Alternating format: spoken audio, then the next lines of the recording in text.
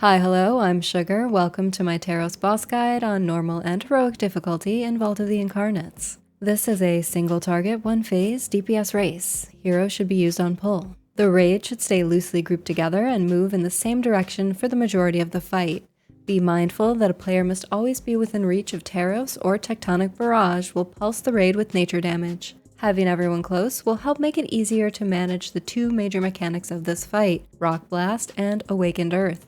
These abilities overlap. I'll go over Rock Blast first.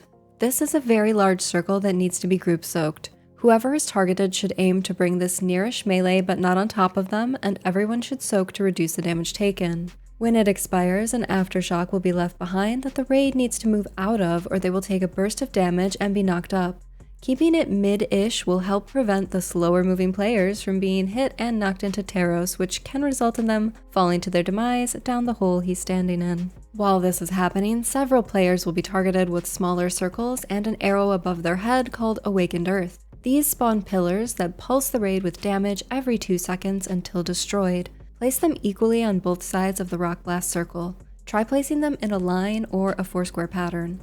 It's important to do this because the tank mechanic, Concussive Slam, is used to destroy them. This is a small line of energy focused on the tank that deals physical damage and increases damage taken by 35% for 45 seconds and stacks. Aim this at the pillars to destroy them. Tanks should swap on every cast. There will be 2 Concussive Slams for every 1 Rock Blast Awakened Earth combo. Anyone who is not a tank should avoid being hit. When the earth pillars are destroyed, they apply Seismic Assault to the raid, inflicting a burst of damage and leaving a dot behind for 8 seconds that stacks based on the number of pillars destroyed. If all pillars are destroyed at once, the raid will need a major healing CD.